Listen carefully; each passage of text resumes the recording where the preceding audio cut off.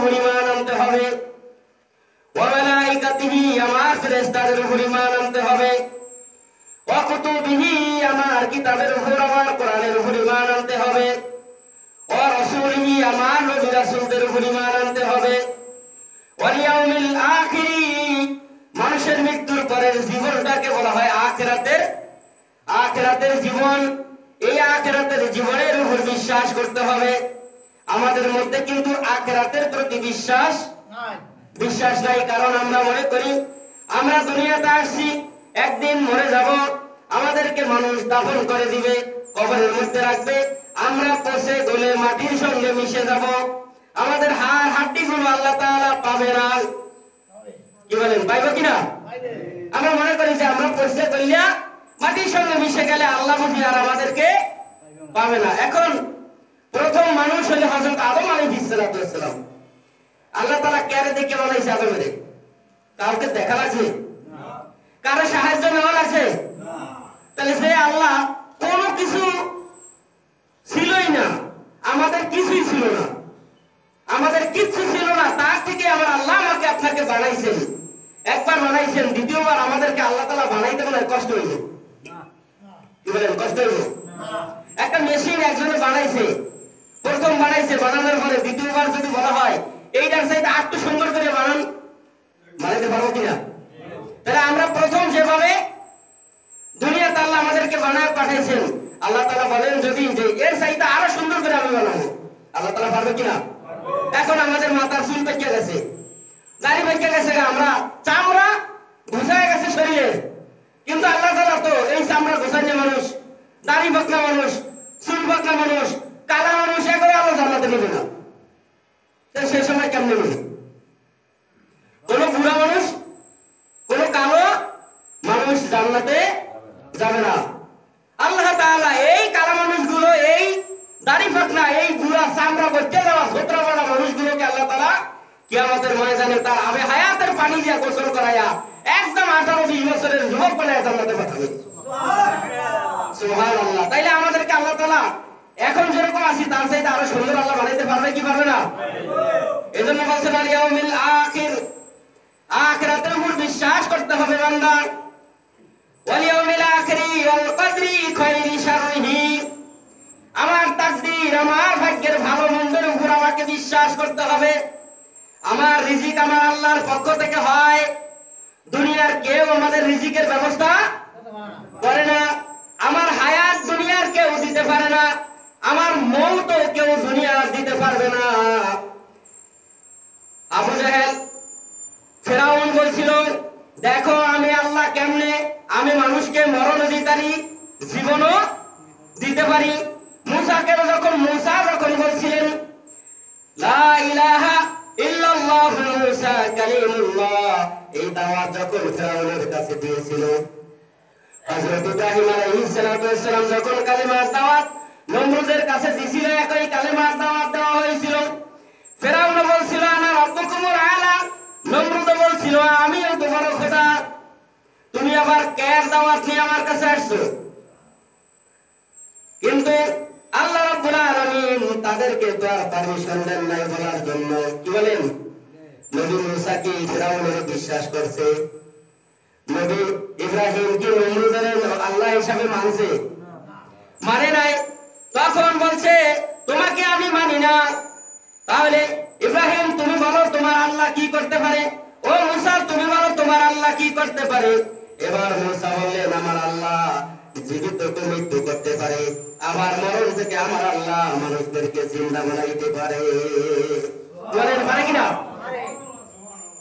হযরত মুসা একই কথা বললেন, ইব্রাহিম আলাইহিস সালাম একই কথা বললেন। এবার তারা বলল যান কয়েদি জেলখানা থেকে 2 জন আসামি ধরে নিয়ে আসো। একজনকে ইব্রাহিম আলাইহিস সালামের সামনে, একজনকে মুসা আলাইহিস সালামের সামনে হত্যা করা হলো, আর একজন যাবজ্জীবন দণ্ডপ্রাপ্ত আসামিকে তিনি ছেড়ে দিলেন আর বললেন দেখো আমি মানুষকে বাঁচাইতে পারি কি পারি না। এটা কি বাঁচানো হলো? জেলখানা থেকে আপনি ছাড়িয়ে দিয়েছেন, এটা কি বাঁচানোর কিছু আছে? আপনি জেলখানায় ফিরে যান, সমস্যা কি? ভাই তো এক সময় এমনি মরে যাবে। ওরা বুঝাইতে চাইলো যে আমরা মারতেও পারি বাঁচাইতে পারি। তুমি হবাইছেন ছাড়িয়ে দিলা, কয়দিন পরে তো সে এমনি আল্লাহ তাকে সারা দিয়া চলে যাবে। কি বলে যাবে কিনা? তারা এটা যে উদাহরণ দিচ্ছে যে দেখো আমরা বাঁচাইতে পারি, মারতে পারি কিনা। যখন তারা বলছে যে আমার আল্লাহ মারতেও পারে, বাঁচাইতেও পারে। আমার আল্লাহ যদি বঙ্গোপসাগরের মাঝখানে যদি কোনো মানুষ পড়ে যায়, কোনো জাহাজ ডুবে যায়, ওই জায়গা থেকে আমার আল্লাহ মানুষকে বাঁচাইতে পারবে কিনা? কি বলেন, পারবে কিনা? পারতো, ফেরাউন যায় পারতো। যদি আটলান্টিক মহাসাগরের মাঝখানে মানুষ ডুবে যাইতো, জাহাজ ডুবে যাইতো, প্লেন যদি ওই জায়গায় অ্যাক্সিডেন্ট করে পানির মধ্যে, সাগরের মধ্যে পড়ে যাইতো, আমার আল্লাহ সেই জায়গা থেকে মানুষকে বাঁচাইতে পারে কি পারে না?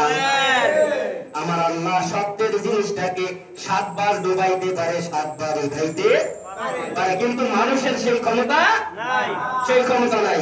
ওই জায়গায় তো যাওয়ারই ক্ষমতা নাই। যদি শোনে আমাদের এই পদ্মা নদীর মাঝখানে লঞ্চ ডুবে গেছে, ওই জায়গা নিচ থেকে ডুব দিয়ে মানুষ উঠাইতে পারবো? এইরকম তো পারবো না। তাইলে সে তো আটলান্টিক মহাসাগর, প্রশান্ত মহাসাগরের মাঝখান থেকে বাঁচানোর ক্ষমতা তার অনেক দূরের কথা। এই জন্য আমার আল্লাহ তাআলা বলছেন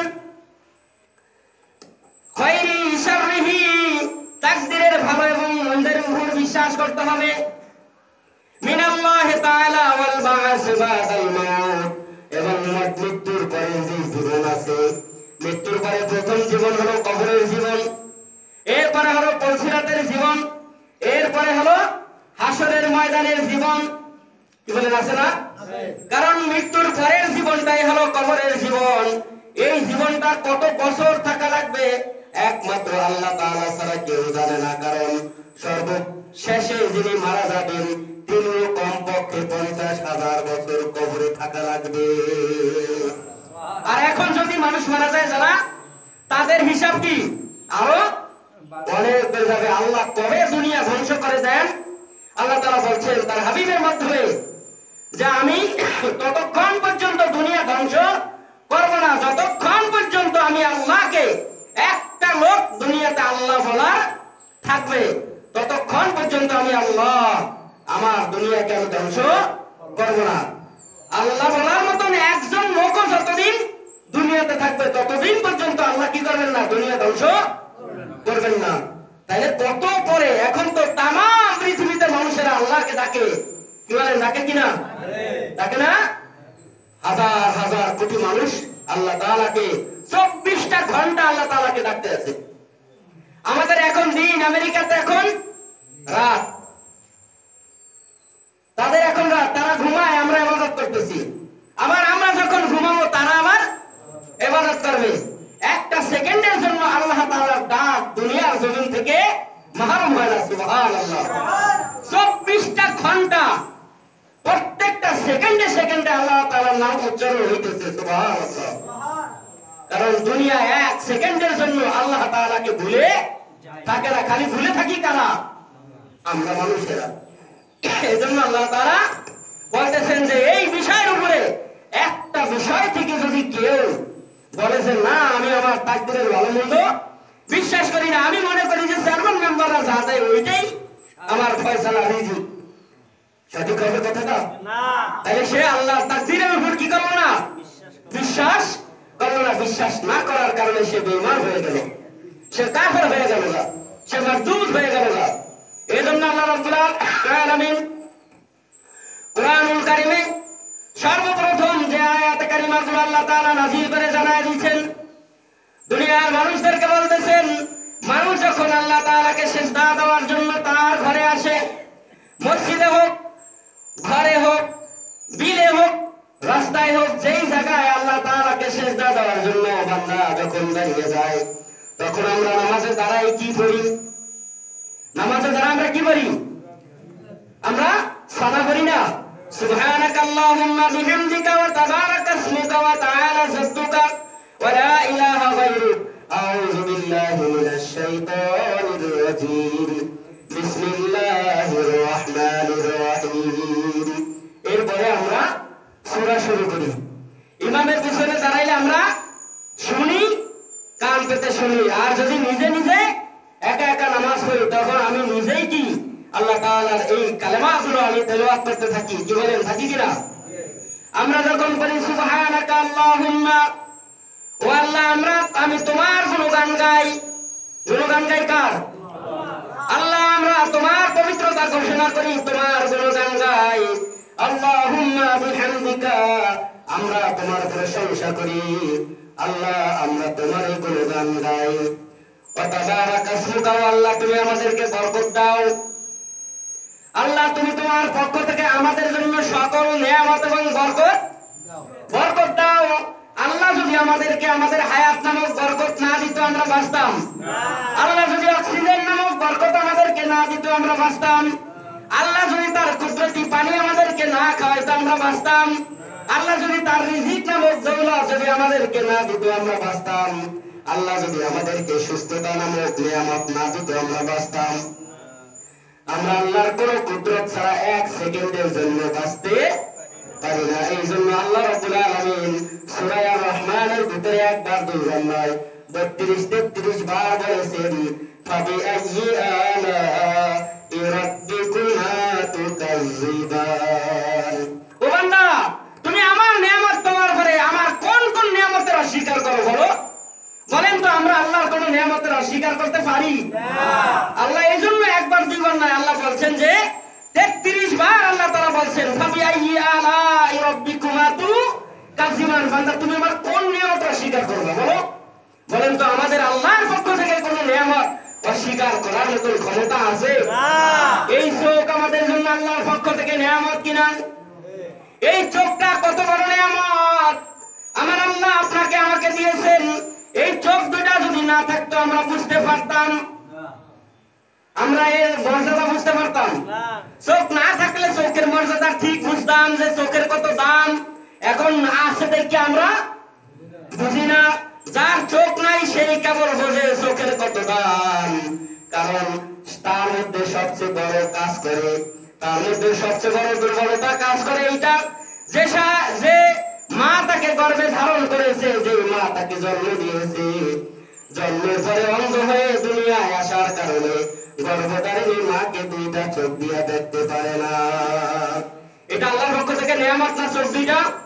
এই চোখের কি দাম আপনি যদি চোখ না থাকতো তাহলে বুঝতে পারতেন যে আমার চোখকে আমার আল্লাহ কত মর্যাদা দিয়া কত কুদরত দিয়ে আমার আল্লাহ তাআলা বানাইছেন। খালি আমরা দুনিয়া নিয়ে ঘুরতেছি। আমাদের দেহের দিকে যদি তাকান তাইলে বুঝতে পারবেন আল্লাহ তাআলার সৃষ্টি কত বরকতময় করে আল্লাহ তাআলা আমাদেরকে বানাইছেন।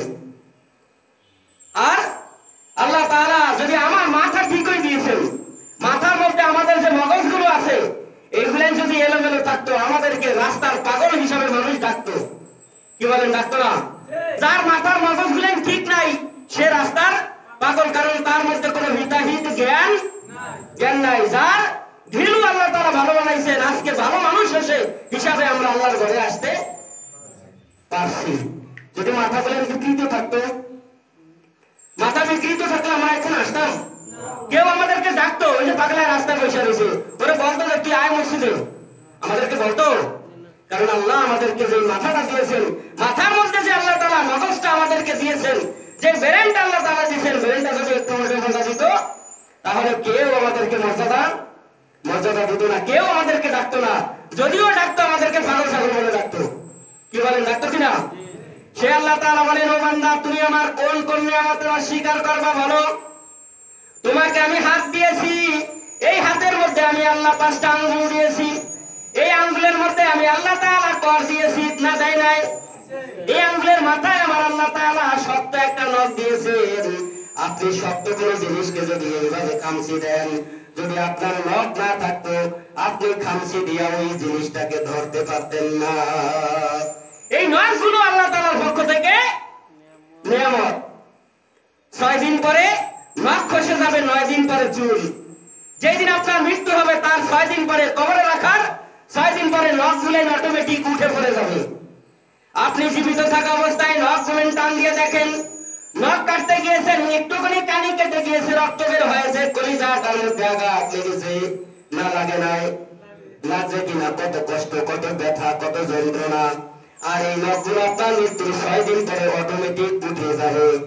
এমনি এমনি হাত থেকে আপনার নখগুলো খসে পড়ে যাবে। মাথার একটা চুল টান দিলে গোটা শরীরের মধ্যে ব্যথা অনুভূত হয়, কিন্তু 9 দিন পরে আপনার এই মাথার চুলগুলো এমনি এমনি উঠে পড়ে যাবে। 17 দিন পরে আপনার এই গোস্তগুলো সব ফুলে যাবে।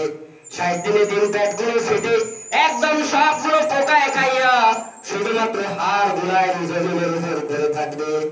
আপনার আমার মূল্যটা কোথায়? আমার আপনার মূল্য আছে তো? এই দুনিয়ায় যতদিন মূল্য আছে ততদিন মৃত্যুর পরে আমার আপনার 5 পয়সার কোনো দাম আছে? কেউ আমাকে আপনাকে জিজ্ঞাসা করবে যে কে সলিমুদ্দিন? জিজ্ঞাসা করবে? কেউ জিজ্ঞাসা করবে না। এজন্য আল্লাহ বলে, ও বান্দা, তোমাকে যে হাত দিয়েছি, হাতের মধ্যে আমি আল্লাহ কয়েকটা জোড়া লাগাই দিয়েছি। এই হাতটাকে যদি লোহার মতো আমি সোজা বানায় দিতাম, তাহলে তুমি আমার কুদরত নামক আমার রিজিক গুলা তুমি সোজা করে খাইতে পারতা না। পারতাম? এই হাতগুলো আমরা বেলসার মতন ভাতের মধ্যে হান্দায় দেওয়া লাগতো, কি বলে, লাগতো কিনা? একজন হা করে থাকতো আর একজনে বেলসার মতো মারতো, তারপরে খাওয়া লাগতো। এরা মুখ দিয়ে ঢুকুক বা নাক দিয়ে ঢুকুক বা চোখে যায় পড়ুক, এরকম লাগতো কিনা? এই আঙ্গুল গুলো নিয়ে যদি আমার আল্লাহ তাআলা এরকম কর না দিয়া যদি সোজা বানায় রাখতেন, আমার এই হাতটা বেলসার মতন ব্যবহার হইতো। এখন আমি যেমনি ইচ্ছা সেইভাবে আমার খানাটা ধরতে পারি, কি বলেন, দুনিয়ার সকল কাজকর্ম করতে পারি। আমার অঙ্গ প্রত্যঙ্গের, আমার দেহের কোন অংশটা আমার জন্য মূল্যহীন? বলেন তো, কোনটার দাম কম? আমাদের দেহের মধ্যে যা কিছু আমার আল্লাহ দিয়েছেন, একটার চাইতে কোনটার দাম কম নয়। আমার আল্লাহ তাআলা আমাদেরকে 2টা নাক দিয়েছেন। নাকের মধ্যে আমার আল্লাহ তাআলা 2টা ছিদ্র দিয়েছেন। বান্দাজি আল্লাহ তাআলা চিন্তা করেছেন, আমার বান্দা যখন শ্বাস নিবে, একটা দিয়া যদি শ্বাস ঢুকতো, আস্তের উপরে তাল্লায় উঠে যাইতো। অনেক সময় দেখেন না, একটু তাড়াহুড়া করতে গেলে মানুষের তালুতে পানি উঠে যায়, খানা উঠে যায়, ওঠে কিনা? নাকের মধ্যে দিয়া পানি বের হয়ে আসে কিনা? যখন একটা দিয়ে আসতো, 2টা না হইয়া একটা দিয়া যখন আসতো, মানুষ তালুর মধ্যে পানি আটকায় মারা যাইতো। আমার আল্লাহ চিন্তা করলেন, আমার বান্দা কিভাবে সহজ জীবন যাপন দুনিয়াতে করবে, এই জন্য আমার আল্লাহ নাক দিয়া বাতাস নেওয়ার জন্য 2টা ছিদ্র আমার আল্লাহ বানায় দিয়েছে। ও বান্দা, আমরা কোন জিনিসটা অস্বীকার আল্লাহ তাআলার করতে পারি? দেখেন, মা যখন গর্ভবতী হয়, সন্তান যখন দুনিয়াতে আসে, সন্তান দুনিয়াতে আসার পরে সন্তান যখন মায়ের স্তনের দুধ পান করতে যায়, আমার আল্লাহ তাআলা একটা বোটার মধ্যে আমার আল্লাহ একটা ছিদ্র দিতে পারতেন। একটা ছিদ্র দিয়া যখন বান্দা দুধ টান দিত মায়ের দুধ থেকে, তখন অনেকগুলো দুধ বের হইয়া একসাথে গরুর পালের মতো গলা, ছোট্ট বাচ্চা, নাবালক বাচ্চার গলায় যায় আটকায় যাইত। কারণ দুনিয়াতে সবচাইতে বড় দুধ হলো মায়ের বুকের দুধ।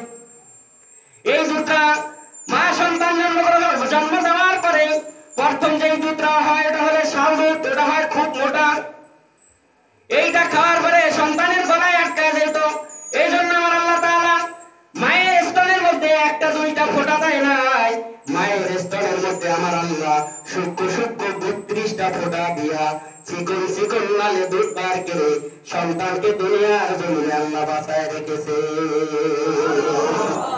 কোনটা স্বীকার করবো বলেন? এজন্য আল্লাহ বলছেন, ফাবিআইয়ি আলাই রাব্বিকুমা তুকাজ্জিবান।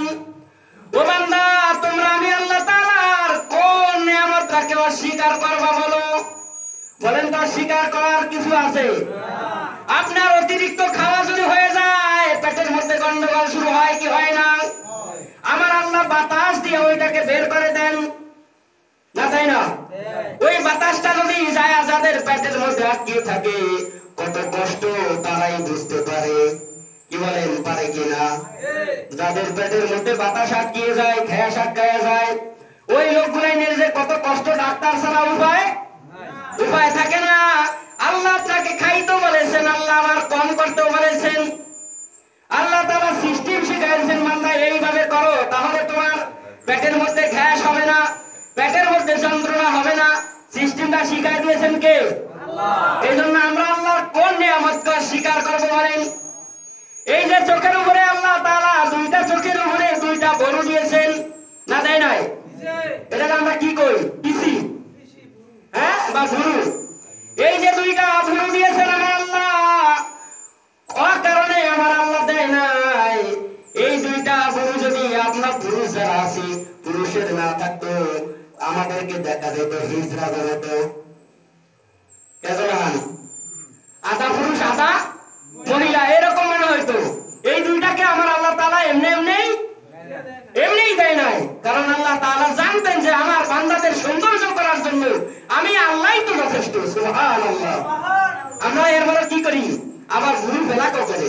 আল্লাহ নবী বলেছেন যারা গুরু পেলাক করবে তারা জাহান্নামী, যারা গুরু পেলাক করবে তারা কি? জাহান্নামী, তারা জাহান্নামে যাবে।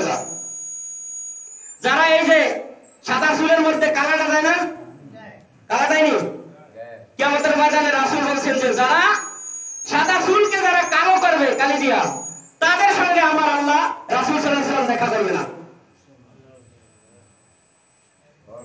এখন কালা করেন মানুষ আমাদের সমাজে আছে না? আছে, জুয়ান হইতে চায়। কি বলেন, আছে না?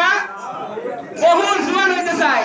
আমার আল্লাহ বলছেন যে যখন বান্দার একটা চুল যখন মাথার মধ্যে সাদা হয়ে যায়, ওই সাদা চুলের সঙ্গে আল্লাহ তাআলার কুদরতের ফেরেশতারা চলে আসে আর বলতে থাকে তোমার সময় এসে গেছে পরপারের জন্য, রেডি হও।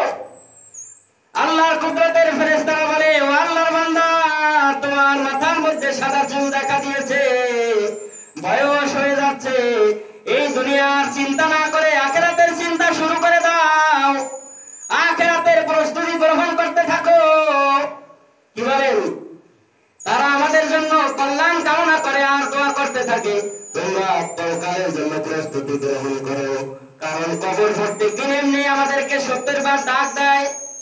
আল্লাহ কোরআনে বলছেন ওয়ালা তামুতুন্না ইল্লা ওয়া আনতুম মুসলিমুন, মুসলমান না হইয়া কবরে আসিও না। ও বান্দা, মুসলমান না হইয়া কবরে আসিও না, কারণ কবরের জীবনটা বড় ভয়াবহ জীবন, কবরের জীবনটা বড় কঠিন জীবন, যেই জীবনে ধরা খেয়ে গেলে কোনো রক্ষা নাই। কেউ তোমাকে কবরে বাঁচাইতে পারবে না, কেউ তোমাকে হাসরে বাঁচাইতে পারবে না, কেউ তোমাকে পরিসরাতে বাঁচাইতে পারবে না, একমাত্র যিনি বাঁচাবেন তিনি কে? আমার যদি নেক আমল থাকে কবর আমাকে সাদরে গ্রহণ করবে। উপজেলা নির্বাচন হয়ে গেল, আমরা সবাই চিন্তা করছি অমুকে বুঝি হয়ে যাবো, অমুকে হয়ে যাইব, তমুকে হয়ে যাইব। একজন হয়ে গেছে গা, এখন তাকে সে এতদিন একলা কষ্ট করছে সবাই নিয়ে, এখন এরে সংবর্ধনা দেওয়ার জন্য সবাই রেডি। কি বলেন, রেডি না? আপনি সারা জীবন কষ্ট করলেন নেক আমল করিয়া, কবরে গেলেন, আপনি নিজে কষ্ট করে কবরে গেলেন নেক আমল নিয়া, আল্লাহ তাআলার রহমতের লক্ষ লক্ষ ফেরেশতারা আপনাকে সুস্বাগতম জানানোর জন্য কবরে রেডি হয়ে দিয়েছে। যখন একজন ঈমানদার যখন মৃত্যুবরণ করার সময় হয়ে যায়, আল্লাহর আরশে আজিম থেকে রহমতের ফেরেশতারা চলে আসে। প্রথম রহমতের ফেরেশতা একজন আয়েশা মাথার কাছে বসে তাকে সালাম করে, আসসালামু আলাইকা ইয়া আহলাল বাইত, ও বাড়ির মালিক শোনো, আমি ফেরেশতার পক্ষ থেকে সালাম গ্রহণ করো, আমার পক্ষ থেকে তুমি সালাম গ্রহণ করো। আমি তোমার রিজিক নামক ফেরেশতা ছিলাম, দুনিয়াতে তুমি কোনো রিজিক কামাই করতে পারো নাই, আমি আল্লাহর পক্ষ থেকে যা তোমাকে কামাই করে গোছায় দিছি তাই তুমি করতে পারছো, তোমার ক্ষমতা দ্বারা তুমি পারো নাই। কিন্তু ভাই আল্লাহর বান্দা শোনো, আজকে তামাম পৃথিবীতে এত রিজিক থাকার পরেও তোমার জন্য এত রিজিক তালাশ করলাম, কিন্তু তোমার জন্য কোন রিজিক আমি খুঁজে পেলাম না। ও ভাই, মনে হয় অন্তিম সময় তোমার চলে এসেছে, দুনিয়ার থেকে বিদায় নেওয়ার সময় তোমার চলে এসেছে, তুমি বিদায় দাও, আমাকে বিদায় দাও, আমাকে বিদায় দাও, আমি চলে যাই। এই বলে প্রথম রিজিক নামক ফেরেশতা আমার কাছ থেকে চলে যাবে। রিজিক নামক ফেরেশতা আমার রিজিক শেষ করে তিনি বিদায় নিয়ে চলে যাবেন।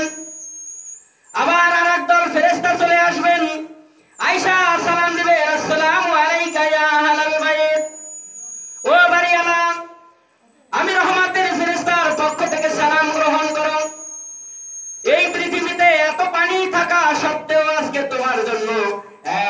পানি জোগাড় করতে আমি পারলাম না।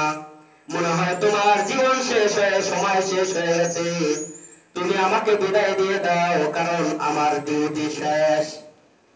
পানিওয়ালা ফেরেশতা আল্লাহর বান্দার কাছ থেকে চলে যাবে, আবার চলে আসবে আর একজন ফেরেশতা এসে সালাম দেবে, আসসালামু আলাইকুম ইয়া আহলাল বাইত, ও বাড়িওয়ালা আমার পক্ষ থেকে সালাম গ্রহণ করো।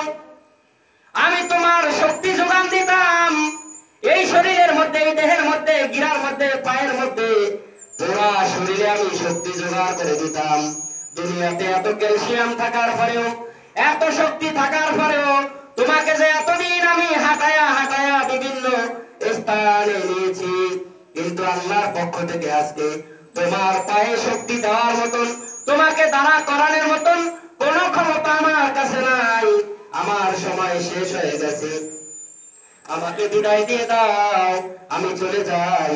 এইভাবে শক্তিশালী ফেরেশতা, যিনি আমাকে পায়ের মধ্যে শক্তি দিয়া দুনিয়া ঘুরাইছেন হাঁটায়া হাঁটায়া, যিনি আমাকে হাতে শক্তি দিয়া এই দুনিয়ার সকল কাজ আমার হাত দিয়া করাইছেন, যিনি আমার দেহের মধ্যে শক্তি দিয়া তাম পৃথিবীটা ঘুরাইছেন, আমাকে সুস্থ রেখেছেন, সেই ফেরেশতা আমার থেকে বিদায় নিয়ে চলে যাবে। এরপরে 4 নম্বরের ফেরেশতা আসবে, আয়েশা সালাম করবে, আসসালামু আলাইকা ইয়া আহলাল বাইত, ও বাড়িওয়ালা আমার পক্ষ থেকে সালাম নাও। আমি এত পৃথিবীতে তোমার জন্য অক্সিজেন খোঁজ করতাম, তোমার শ্বাস নিঃশ্বাস নেওয়ার ব্যবস্থা আমি করতাম, তুমি পারতা না, তোমার কোনো শক্তি নাই। আমি অক্সিজেন তোমাকে জোগাড় করে দিলে তুমি শ্বাস নিতে পারতা। আবার শ্বাস নেওয়ার আগে তোমার মনার থেকে আমি গরম বাতাস বের করে দিতাম তোমার শরীরটাকে সুস্থ রাখার জন্য। কিন্তু দুনিয়াতে এত অক্সিজেন থাকা সত্ত্বেও আজকে তোমার জন্য কোনো অক্সিজেন পেলাম না, আমাকে বিদায় দিয়ে দাও। তিনিও বিদায় নিয়ে চলে যাবেন। 4 জন ফেরেশতা আমার কাছ থেকে যখন বিদায় নিয়ে চলে যাবে, চলে আসবে আমার দেহের কাছে, মাথার কাছে চলে আসবে আজরাইল, মালাকুল মউত। মালাকুল মউত এসে বলবেন, আমি যদি ঈমানদার হই তাহলে বলা হবে, ও শান্তিপ্রিয় আত্মা, এই মানব দেহের মধ্যে থেকে আমার কাছে বেরিয়ে আসো। আল্লাহর পক্ষ থেকে জান্নাতের ফেরেশতারা চলে আসবে, ঈমানদারের রূহটা নেওয়ার জন্য জান্নাতের ফেরেশতারা চলে আসবে। আজরাইল রূহটা কবজ করবে, জানটা কবজ করার পরে জান্নাতের ফেরেশতাদের রুমালের মধ্যে তালা দিয়ে দিবে, তার রূহটা দেওয়া হবে। শান্তিপ্রিয় আত্মাটা তখন বের হয়ে যাবে, ইয়া আইয়াতুহান নাফসুল মুতমাইন্নাহ ইরজিই ইলা রাব্বিকি রাদিয়াতাম মারদিয়া। শান্তিপ্রিয় আত্মা, ঈমানদারের আত্মাগুলো বেরিয়ে আসো আল্লাহ তাআলার কুদরতের দিকে। আল্লাহর কুদরত মানে আল্লাহর জান্নাত। ও শান্তিপ্রিয় আত্মা, তুমি বেরিয়ে আসো, ঈমানদার আত্মা বেরিয়ে আসো। এই যে আমরা তোমাকে নেওয়ার জন্য এসেছি, তোমাকে স্বাগতম জানানোর জন্য এসেছি, তোমাকে নিয়ে আমরা জান্নাতে চলে যাব, ইল্লিনে চলে যাব। ঈমানদারের দেহটা থেকে যখন রূহটা বের হয়ে যায়, ঈমানদারের রূহটা বের হওয়ার সময় ঈমানদার মুস্কি মুস্কি হাসতে থাকে, সুবহানাল্লাহ। এইভাবে ঈমানদারের মৃত্যু হয়ে যাবে। আবার বেঈমানের মৃত্যু যখন হবে, ফেরেশতা চলে আসবে, আয়েশাই বলবে, ইয়া আইয়াতুহাল খাবিস, ও শয়তান আত্মা, ও দুষ্ট আত্মা, বের হয়ে আসো, তোমার জন্য জাহান্নাম অপেক্ষা করতেছে, জাহান্নামের ফেরেশতারা অপেক্ষা করতেছে, তাড়াতাড়ি করে বের হয়ে আসো। জাহান্নামের ফেরেশতারা অপেক্ষা করবে, কাঁটাযুক্ত একটা রুমাল নিয়ে, তারা দুর্গন্ধ এবং কাঁটাযুক্ত রুমাল, এইটা নিয়ে তারা দাঁড়ায় থাকবে। জাহান্নামের ফেরেশতা আজরাইল রূহটা বের করে তাদের হাতে দিয়ে দিবে, তার রূহটা নেওয়া হবে সপ্তবক জমিনের নিচে জাহান্নামে, যেটার নাম হলো সিজ্জিল। এই সিজ্জিল নামক জাহান্নামের মধ্যে তারা নিয়ে যাবে। এইপরেই হবে আমার জীবন, কবরের জীবন আমার যখন শুরু হয়ে যাবে, আমাকে দেহটা গোসল করায় দিবে, গরম পানি দিয়ে গোসল করাবে।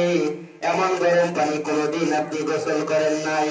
গোসলে দিবেন, গোসলে যদি একটু গরম পানি বেশি হয়, গরমটা যদি বেশি হয়, আমরা ঠান্ডা পানি দিয়ে একটু নরম করে নেই, একটু ঠান্ডা করে নেই, কি নেই না, ওইটা দিয়ে আমরা গোসল করি, আমাদের শরীরে আরাম লাগে। কিন্তু মরার পরে আপনি গরম কি বেশি না কম এটা বলতে পারবেন না। কি বলেন, পারবেন?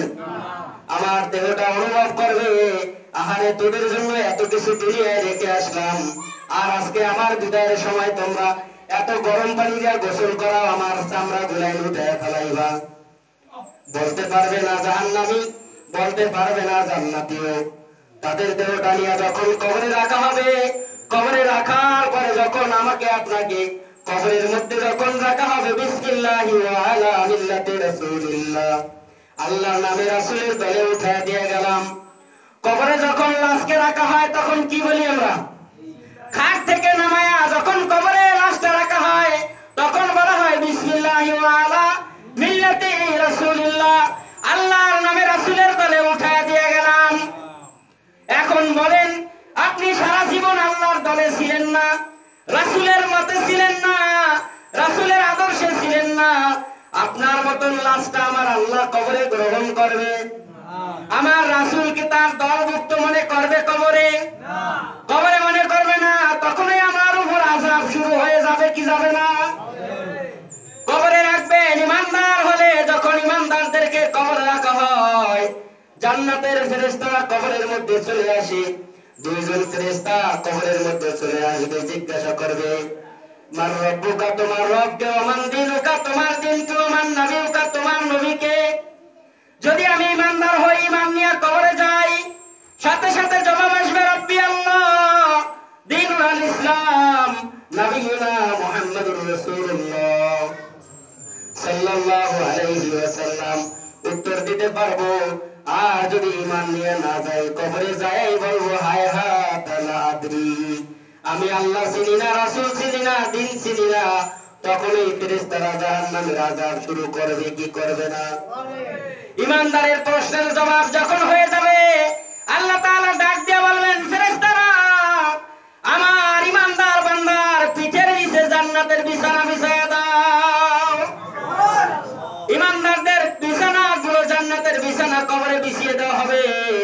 এরপরে আমার আল্লাহ বলবেন, আমার বান্দার কবরটাকে এত বড় করে দাও, আমার বান্দার চোখের পাওয়ার যত দূর যায়, আমার বান্দার ইমানদার বান্দার জন্য কবরটাকে তোমরা তত বড় বানায়া দাও।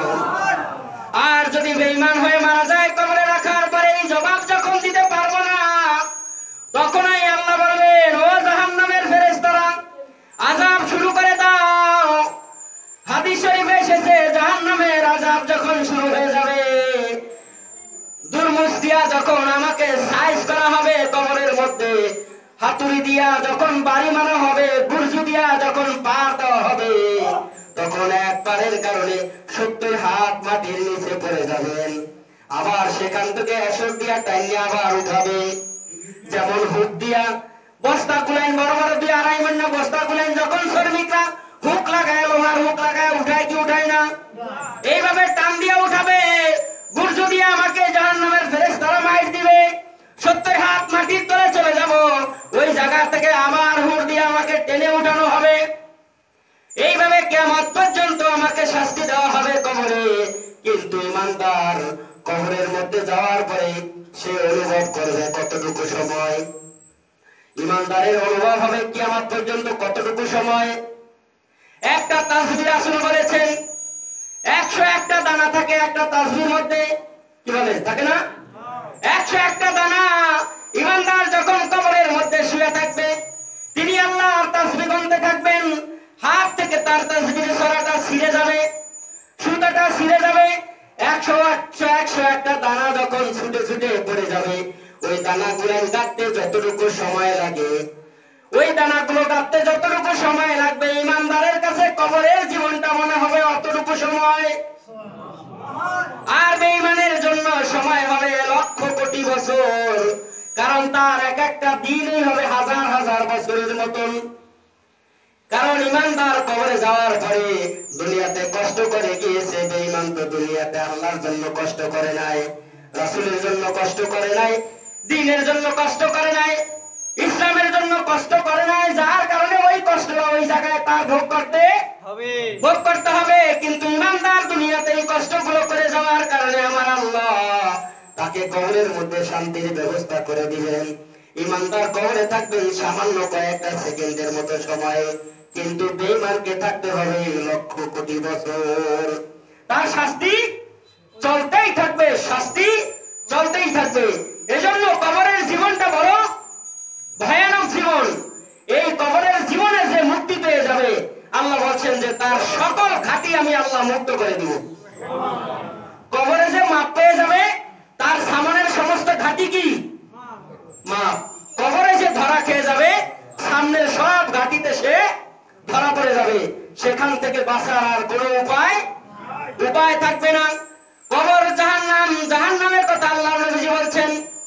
জাহান্নামীদেরকে যে জাহান্নামে রাখা হবে, এই জাহান্নামটাকে 1000 বছর পর্যন্ত আগুনে জ্বালা হবে। আগুনে জ্বালানোর পরে এই জাহান্নামের কালারটা প্রথম হয়ে যাবে লাল বর্ণ। আবার 1000 বছর পর্যন্ত আবার আগুনটাকে আবার জ্বালানো হবে। এরপরে হয়ে যাবে এটা ধূসর বর্ণ, সাদাও না কালাও না, এটাকে বলা হয় ধূসর।